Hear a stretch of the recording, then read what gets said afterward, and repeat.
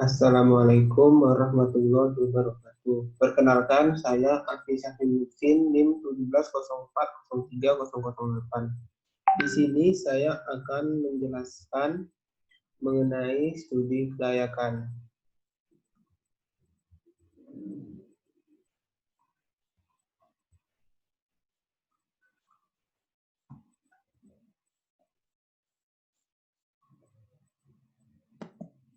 Yang pertama yaitu apa kegunaan studi kelayakan.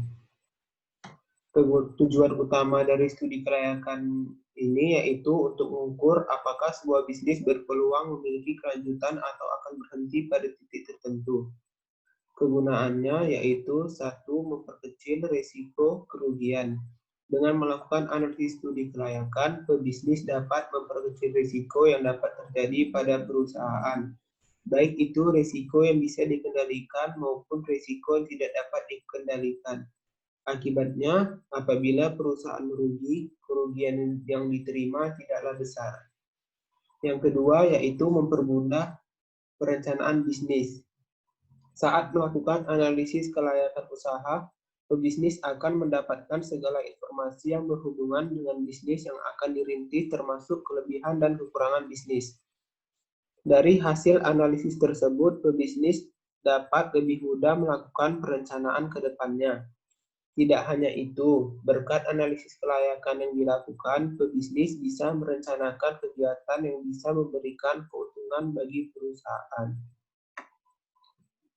Yang ketiga yaitu melancarkan pelaksanaan bisnis. Melalui analisis kelayakan bisnis, program-program yang sebelumnya direncanakan dapat dieksekusi dengan lebih mudah dan akurat. Dari hasil analisis, nantinya pebisnis dapat menilai dan mengevaluasi mana saja program dan kebijakan yang memberikan keuntungan dan kerugian bagi perusahaan. Yang keempat yaitu mempermudah melakukan pengawasan.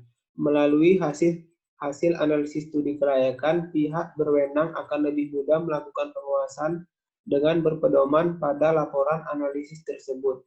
Yang kelima yaitu mempermudah pengendalian. Dalam menjalankan sebuah bisnis, tidak dapat dipungkiri jika pebisnis terkadang menemui masalah dan penyimpangan. Agar masalah tersebut tidak menjadi semakin besar, pebisnis harus dapat mengendalikan masalah tersebut dengan cepat dan tepat.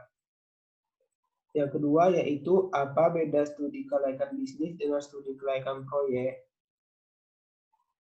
Perbedaan studi kelayakan bisnis dengan studi kelayakan proyek yakni terletak pada segi kegiatannya. Studi kelayakan bisnis itu lebih fokus pada bisnis dan kegiatan bisnis tersebut seperti pemasaran, teknis, keuangan, serta sosial ekonomi. Sedangkan studi kelayakan proyek jadi fokus pada proyek yang bersifat investasi. Kedua studi ini harus dilakukan sebelum memulai suatu bisnis atau proyek.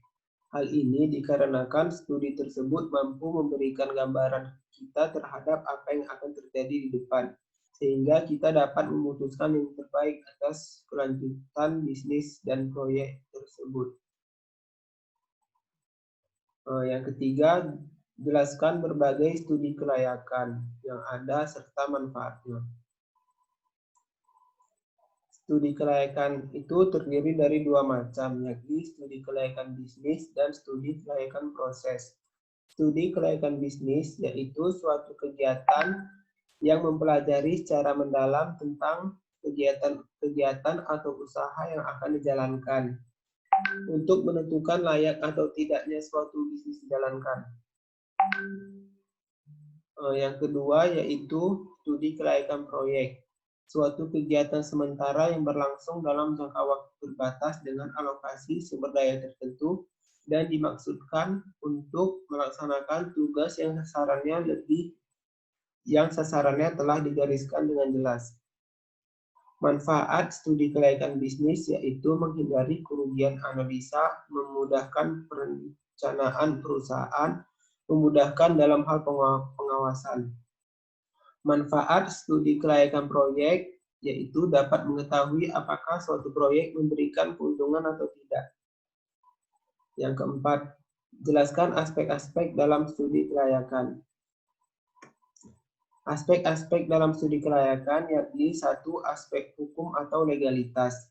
Adalah salah satu aspek yang pasti diteliti ketika studi kelayakan dilakukan adalah aspek hukum atau legalitas.